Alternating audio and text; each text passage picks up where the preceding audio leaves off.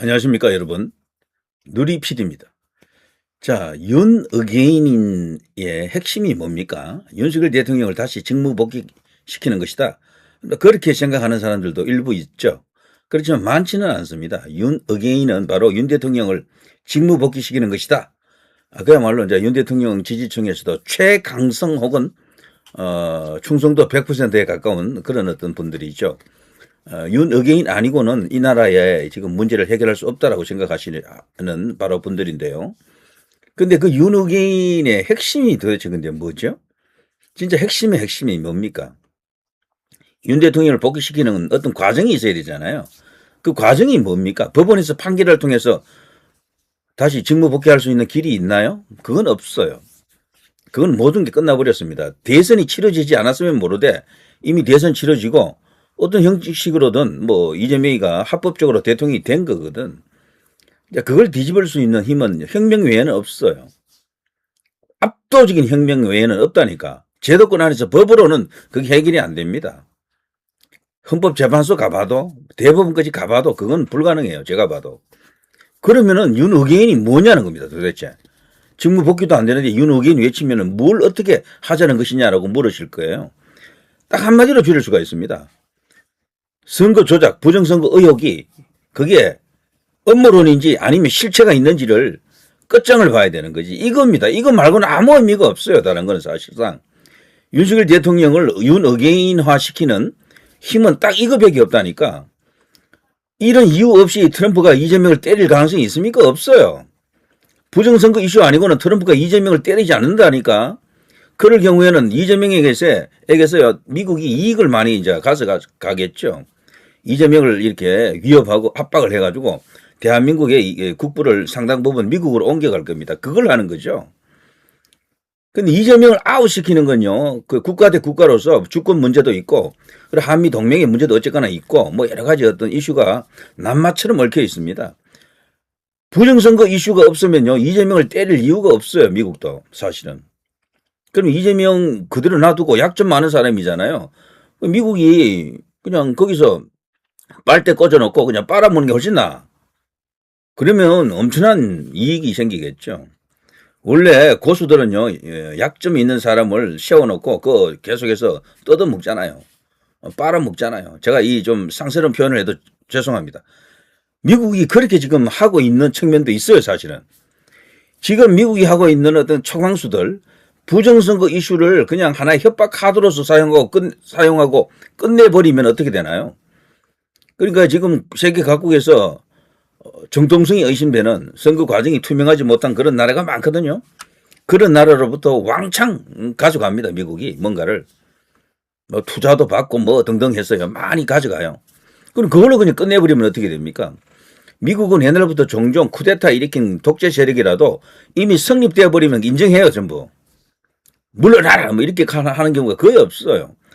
아주 특별한 경우 미국의 국익하고 아주 심각하게 충돌할 때는 그 독재자를 때리죠. 그렇지만 독재자들의 또 속성이 미국에게 잘 보이기 위해서 미국에다가 많은 어떤 그런 투자를 하거나 아니면 수입을 하거나 미국의 국익을 위해서 뭔가 또 헌신하는 그런 모습을 보여줍니다.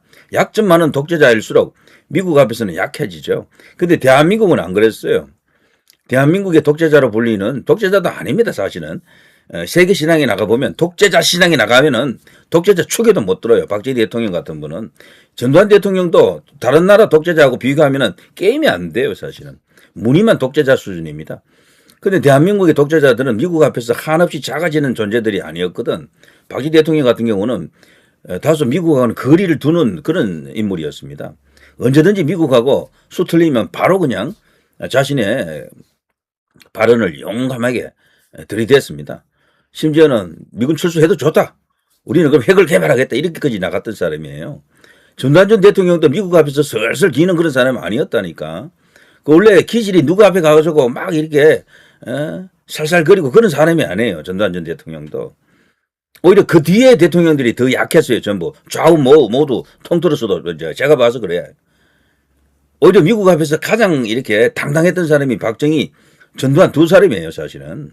그걸 지금 젊은 세대들은 몰라서 그래. 때문에 말이죠. 미국은 미국의 그 뭐 장관, 대통령제 역사가 있잖아요. 그 과정을 쭉 보게 되면은 그리고 거기 이제 의회주의가 이제 뿌리 내린 나라인데 다른 나라와 이렇게 주권이 있는 다른 나라와 이렇게 외교하는 방식이나 동맹이 되든 아니든 교류하는 방식을 보게 되면요.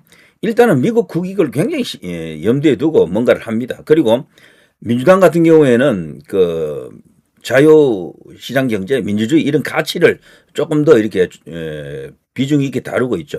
그런 것들이 건자에 와가지고는요 많이 훼손됐어요.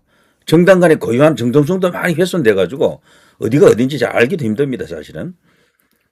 그런데 그렇게 된 배경에는 이 부정선거 카르텔도 있고 뭐 딥스테이트 같은 이런 친중 같은 이런 요소들이 등장하면서 미국도 지금 난리 났습니다. 옛날에 그 미국이 아니에요. 세계 자유 진영의 수호자, 세계 경찰, 민주주의의 보루, 시장 경제의 뭐 맏형 이런 위치에 있던 미국이 지금 그 정도는 아니에요, 지금은. 옛날에는요, 2차 세계대전 당시에는 총 GDP가 50%가 넘었어요, 미국이. 세계 총 GDP의 50%가 넘었다니까. 근데 지금은 뭐 한 25에서 한 27% 정도? 23%, 22%까지 떨어진 적이 있어요. 지금 많이 올라왔어요. 그런데 미국도 많이 지금 성장하고 있습니다. 지금도. 그 큰 나라가 근자에 와서 보면 그래도 2%, 3% 성장하고 뭐 몇 년 전에는요, 4%뭐 이렇게 성장하더라고. 놀라운 일입니다, 정말. 한국은 1%도 지금 어려운데. 물론 미국이 이제 기축통화국으로서 여러 가지 이제 우월한 요소가 있죠. 그렇지만 그 미국이 국제 시장에서 무역을 통해서 엄청나게 지금 적자를 보고 있잖아요.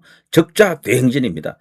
웬만한 나라는요, 미국 뜯어먹고 사는 거예요, 전부. 무역 교류해가지고, 미국이 흑자를 보는 나라가 거의 없습니다. 미국은 압도적으로 흑자 보는 나라가 없어, 사실은. 그냥 비슷한 나라가 몇 나라가 있죠. 그렇지만 대부분의 서방 진영에 동북아에 있는 주요 산업 국가들하고 교역해가지고 미국이 항상 미치는 장사하지요. 많은 적자를 본다니까요. 그 적자국 가운데 한국도 들어가고 일본도 들어가고 중국이 가장 큰 미국을 상대로 흑자를 내는 나라입니다. 미국과 중국이 충돌하면은 무역 문제로 충돌하면 중국이 작아질 수밖에 없는 게 중국이 사실은 흑자를 많이 내기 때문에 그래요. 적자 보는 나라가 사실 갑이거든. 반대로 이때는. 그럼 집에 주어란 말이야. 니하고는 깨도 돼. 판 깨도 돼. 서로 교육 안 해도 돼. 이렇게까지 나갈 수도 있잖아요. 그럴 경우에는 흑자 내는 나라가 손해지 사실은. 그러면 그 기업들은 난리 납니다. 흑자 보던 게 그냥 사라지니까. 그런 문제도 있고 하기 때문에 기본적으로 이 관세를 갖고 중국을 흔들고 있는 트럼프의 정책은요. 뭐 옳다 그러다는 둘째 치고 미국이 질 경기는 아닙니다. 결과적으로. 자, 아무튼 뭐 이런 이제 이야기를 제가 늘어놓는 이유가 윤 어게인 이제 하면서요. 트럼프 대통령과 연결하는 이야기 저도 참 많이 합니다. 희망을 주기 위해서 그러는 건데. 근데 그 윤 어게인이 실체가 사실은 부정선거거든요. 부정선거. 선거 조작이 과연 있느냐? 없으면 없다라고 털어야 돼요. 언제까지 이 이야기를 갖고 100년, 1000년을 할 수가 없습니다. 벌써 이게 20년이 넘은 이야기거든. 보통은 뭐 4.15 총선 때부터 이 이야기가 불거진 것으로 알려지만 그렇지 않습니다. 노무현 때부터 이게 지금 그때는 인터넷이 활성화되지 않고 유튜브가 활성화 안 돼서 그렇지 그때부터 벌써 운동이 있었습니다. 계속해서 부정선거 운동이 있었다니까요. 근데 그게 해결이 안 된 상태로 지금 여기까지 왔잖아요. 지금도 해결될 기미가 없어요. 진정한 윤 어게인은요. 부정선거 선거 조작이 진짜인지 가짜인지를 밝히는 운동을 해야 됩니다. 근데 국민의힘에 어느 정도 기대를 걸고 있죠. 지금 지도부는 그래도 부정선거에 대해서 뭔가 밝혀줄 것이다라는 희망과 기대를 안고 출범했습니다. 당시 당대표 경선할 때 부정선거 주장자들이 대거 입당했어요. 해가지고 장동혁을 많이 밀었다니까. 윤 어게인하고 연결해서 윤석열 대통령이 계엄을 한 게 반국가 세력 척결 그리고 이제 부정선거 규명 이런 어떤 의미를 갖고 있었기 때문에 같이 연결되는 거야 그냥. 그렇지만 장동혁도 지금 당대표 된 지 꽤 오래됐지만 거기에 대해서는 아무런 반응이 없잖아요. 움직임 자체가 없잖아요. 그럼 이 부정선거를 갖고 싸워줄 수가 있겠느냐? 일단 이야기를 여기서 잠깐 적고 말이죠. 요걸 하나 들어보시죠. 국민의힘의 서범수 의원이라고요. 울산 울주 쪽에 있는 인물인데요. 재선 의원이고 경찰 출신이죠. 제42대 경찰 대학장을 역임했습니다. 재선 의원인데 이 사람 하는 이야기를 한번 들어보시죠. 를 비롯해서 우리 행안위에 있는 국민의힘 위원들 중에 부정선거와 관련해서 부정선거가 있다고 생각하는 사람은 한 사람도 없다는 걸 분명히 밝힙니다. 네. 저를 비롯해서 우리 행안위에 있는 국민의힘 위원들 중에 부정선거와 관련해서 부정선거가 있다고 생각하는 사람은 한 사람도 없다는 걸 분명히 밝힙니다. 자, 이분입니다. 서범수 21대 22대 국회의원입니다. 자, 이 사람이 자기 확신이 들어있잖아요. 경찰 출신이기 때문에 경찰로 잔뼈가 굵은 사람이죠. 경찰 대학장이면요, 경찰에서 넘버 2, 넘버 3 정도 갑니다. 그러니까 이분도 뭐 이런 쪽에는 박식하다고 봐야 됩니다. 해박하다라고 봐야 돼. 제가 이걸 보여드린 이유는 부정선거가 없다라고 말하기 위해서가 아니에요.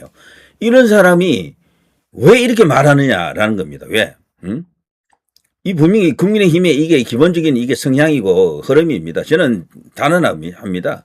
국민의힘이 부정선거를 위해서 싸워줄 가능성은 단 1도 없다. 단 1도 없다. 단 한 명의 의인이 나와도 여기에 대해서 뭔가 밝히려고 하는 용자가 나와도 용감한 사람이 나와도 정말 진짜 기적입니다. 그런데 이런 사람이 부정선거에 대해서 조금 이렇게 들여다봤겠습니까? 보지 않았겠습니까? 경찰 출신들이 많아요. 유독 국민의힘에서는 이철규 여기 서범수 그리고 원내대표를 했던 윤재옥 뭐 이런 사람 등등 했어요. 제가 다 이만희 의원 등등 해서 소위 경찰에서 큰 말똥이라 그러죠. 경찰 서장이 보통 작은 말똥 4개잖아요. 그보다도 더 높은 자리가 큰 말똥 1개, 큰 무궁화 1개, 경무관이죠. 근데 제가 지금 이야기하는 이런 사람은 경무관이 아니고 이 큰 거 3개, 경찰총경이 이제 경찰서장 하잖아요. 치안 정감이라 그럽니다. 큰 말똥 3개, 이 큰 무궁화 3개. 그리고 이제 4개는 치안 총감이라 그러죠. 그야말로 이 군으로 치면 별 4개, 별 3개 이런 사람들이에요. 그런 사람이 유독 많아. 여기 국민의힘 안에 6명인가 7명인가 이래요. 그리고 검사 출신은 또 얼마나 많아요. 판사 출신은 또 얼마나 많습니까? 그런 사람들은 직업이 그거기 때문에요. 바로 압니다. 보면은 바로 알아요. 그 사람들이 머리가 나빠서 모르는 게 아니라니까. 그런데도 왜 한 명도 안 나서느냐라는 겁니다. 이건 이제 이렇기 때문에 부정선거 조장하시는 분들은 다 짜고 친다. 전부 다 연루자들이다. 전부 다 한통속이다. 전부 다 중국 돈 먹었다. 전부 선관위하고 다 지금 밀정들이다. 그거 전부 연결되어 있다. 이렇게까지 이제 극단적인 주장을 하거든요. 근데 그건 아무리 생각해봐도 가능성이 없다니까. 그거는.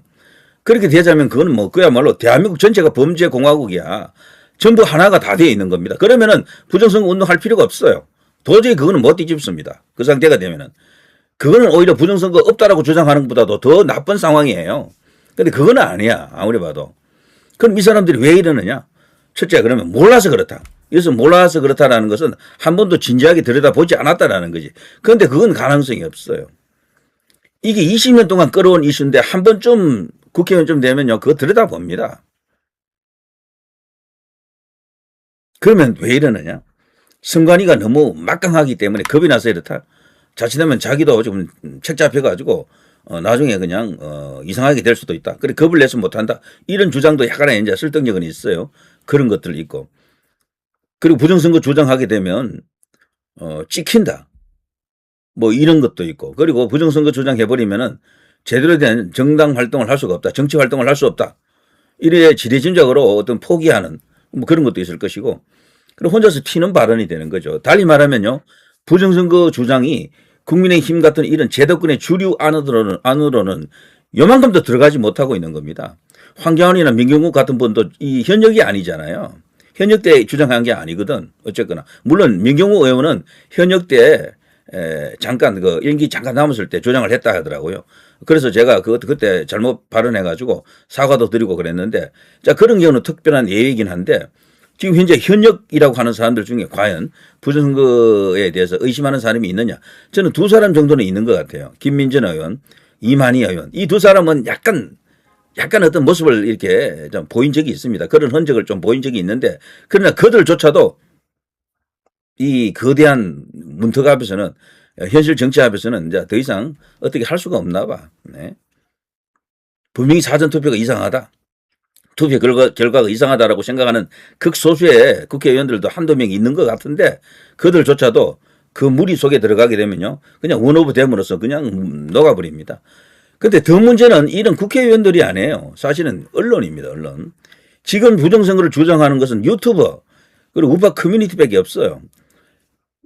제도권 언론 중에서는 그런 걸 주장하는 사람이 여러분이 아시다시피 뭐 한미일보, 파이낸스 투데이, 뭐 트루스 데일리, 뉴스 앤 포스터, NNP 뭐 이런데 몇 군데 사실 우리가 일반적인 제도권 언론과는 좀 다르죠. 이런 언론들은 운동가형 언론입니다. 운동가형 언론.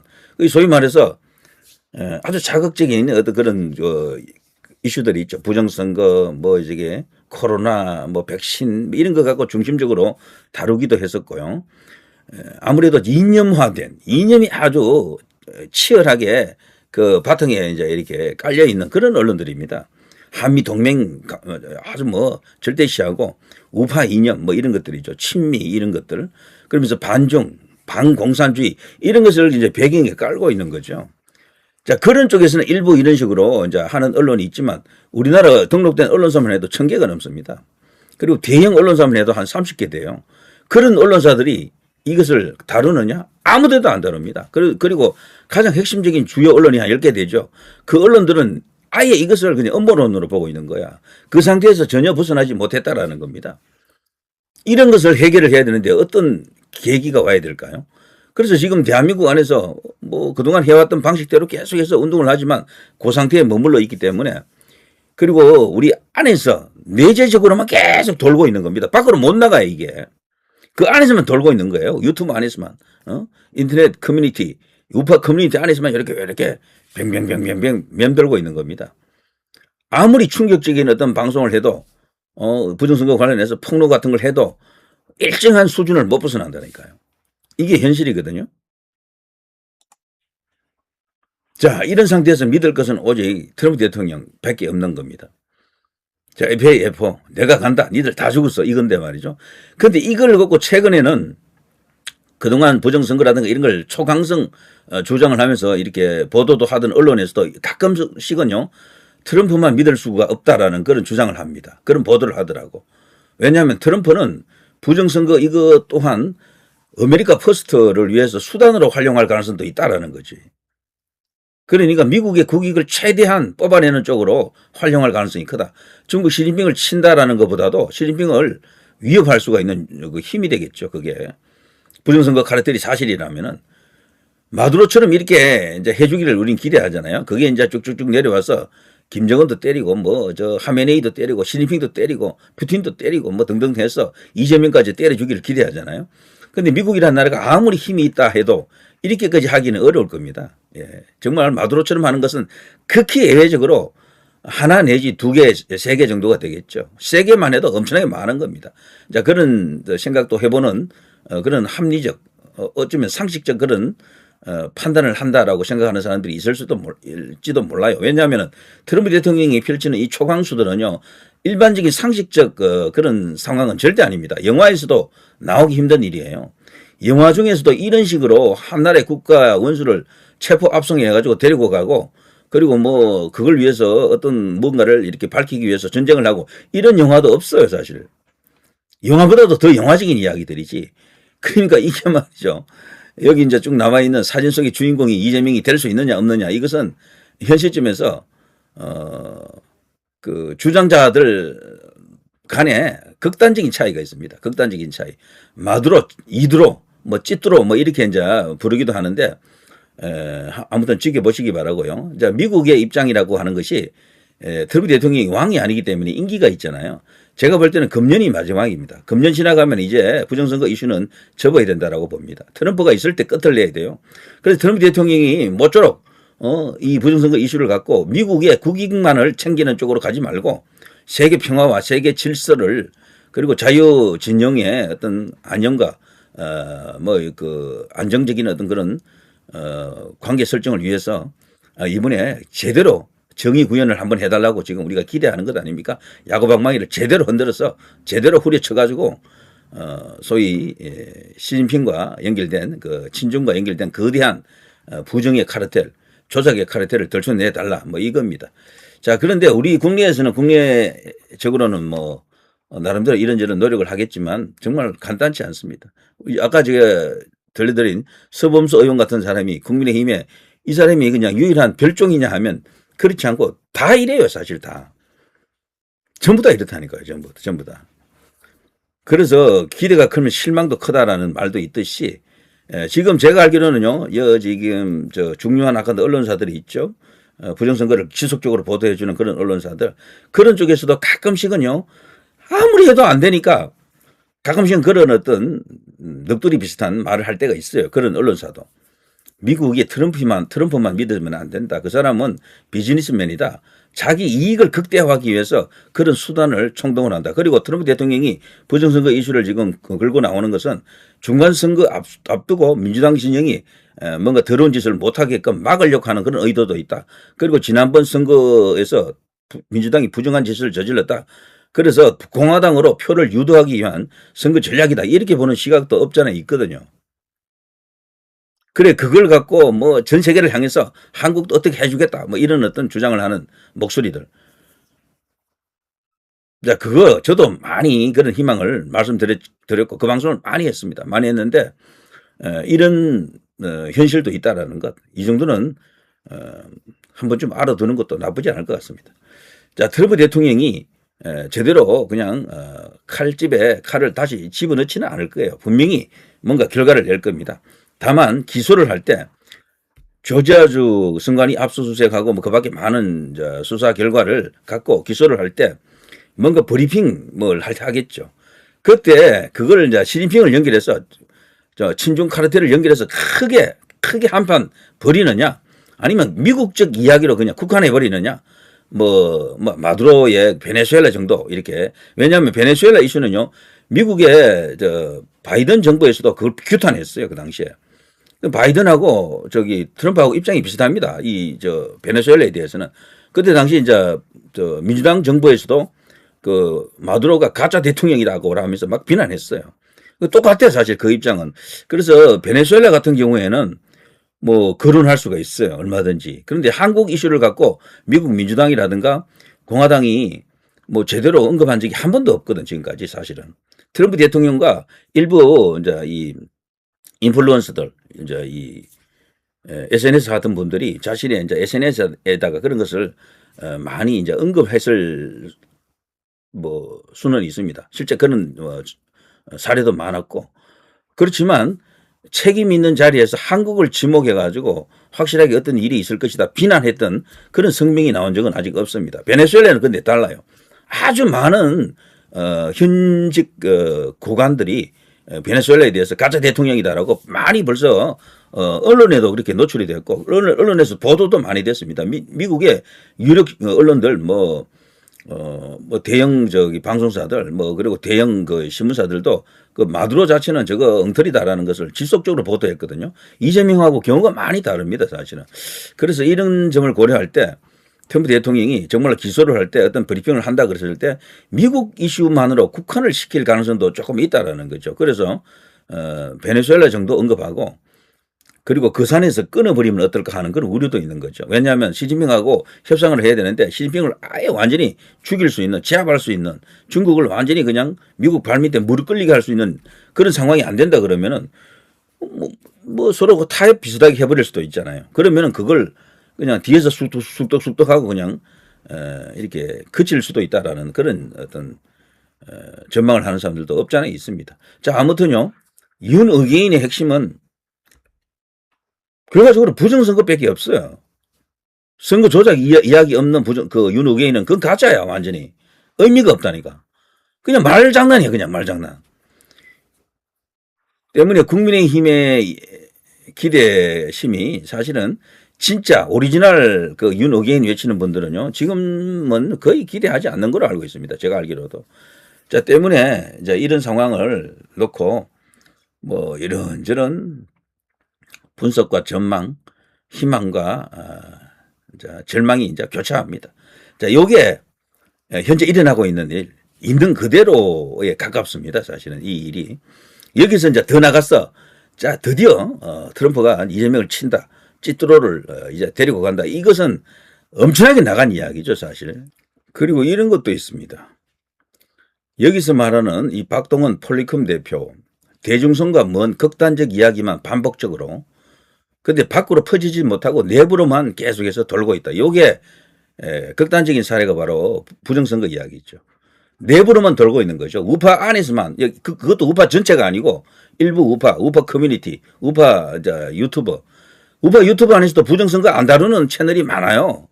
그 안에서만 이렇게 벨벨벨 돌고 있는 거야. 그래, 이걸 숫자로 이야기하면은, 부정선거에 대해서 조금 들어본 사람 숫자는 많지만, 이걸 그냥, 실체화해가지고, 이것만을 갖고 투쟁을 해야 된다라고 하는 생각까지 가 있는 사람들은, 그렇게 많지 않다라고 볼 수 있겠죠. 이런 상태라면은. 그리고 지금 이게 대한민국의 상황이다. 자, 달리 말하면 갈 길이 멉니다. 갈 길이 멀어. 자, 이것을 지금 말해주고 있다. 제가 지금 오늘 말씀드린 이런 내용들은 제 자신의 뭐 주장이 아니고요. 지금 일어나고 있는 일을 한 번쯤은 여러분도 객관적으로 좀 들여다봐야 된다라는 측면에서 이런 이야기를 공유해 드리는 겁니다. 사실 여기서 더 나가버리면은 이제 희망회로가 되겠죠. 그런데 지금 현실적으로는 이렇습니다. 현실적으로는 이재명이가 이란을 때리는 것은 이란이 뭐 부정선거 때문에 때리는 건 아니거든. 이란 거기는 독재 국가이기 때문에 신정 국가 아닙니까? 신정 체제는 독재 이런 것보다도 더 높은 수준의 일방적인 독재입니다. 거기는. 그런 나라에 뭐 선거할 때 뭐 부정선거 이런 게 굳이 뭐 할 필요도 없어요. 선거 없는 최고 권력자가 따로 있거든. 근데 그런 걸 보더라도 트럼프 대통령이 부정선거 이슈 때문만은 아니다라는 거죠. 다른 어떤 요인이 큰 거죠. 결국에는 중국 견제 그리고 미국 국익 이런 이슈가 큽니다. 그래서 한국은 결국에는 한국의 이슈를 해결하기 위해서는 트럼프가 대통령으로 있을 때 그나마도 그래도 좀 낫습니다. 그래서 그것도 금년이에요. 금년 7월 이전에 끝장을 봐야 됩니다. 이때까지도 뭔가 해법이 나오지 않으면은요, 당분간 이 부정선거 이슈는 글쎄요, 이제 사그러들 것으로 저는 그렇게 생각합니다. 더 이상 어떻게 해볼 수가 없는 그런 상태가 되는 겁니다. 그래서 지금이 어쩌면 마지막 기회가 될 수도 있다라는 거죠. 이것을 국민의힘 같은 데서 나서서 미국의 트럼프 대통령도 저렇게 움직인다라면서 막 이렇게 호응을 해주면 훨씬 쉬운데 지금 상황이 완전 반대죠, 반대. 정말 냉랭 그 자체인데. 자, 그나마도 이번 황교안 전 총리 같은 경우 자유와 혁신 당대표로서 뭐 재보궐선거 평택에 국회의원 선거 나간다 그러는데요. 자, 그런 분이 그나마도 당선이 된다 그러면 한가닥 희망이 생길 수도 있겠는데 국민의힘이 거기에 후보를 내지 않으면 좋은데요. 아마 100% 낼 겁니다. 왜 그런가 하면은 거기 내지 않으면은 국민의힘이 마치 부정선거를 인정하는 것처럼 되잖아요. 근데 그거 싫어서라도 그거 막기 위해서라도 꾸역꾸역 후보를 낸다니까요. 거기. 보시면 알겠습니다만 그게 지금 현재 현실입니다. 좀 깝깝하지만 이런 것을 다 극복해 나가야 되니까 이게 얼마나 어렵습니까? 정말 트럼프 대통령이 그냥 찌뚜로를 탁 이렇게 핀셋으로 딱 집어가지고 그냥 관타나무로 보내고 이런 이야기가 우파 커뮤니티, 우파 유튜브에서 일부 이제 그 이용자들이 이제 그런 뭐 댓글도 달고 주장도 하지만요. 그거는 아까 보여드린 것처럼 바깥으로 전혀 지금 퍼지지 못하고 있는 거죠. 자, 이게 지금 현실인 것 같습니다. 자, 그러나 이런 속에서도 뭐 희망을 잃으면 안 되겠죠. 제가 가끔씩 이런 영상을 현실 직시 차원에서 한 번씩 보여드립니다. 양해 바랍니다. 누리 PD 김준희였습니다.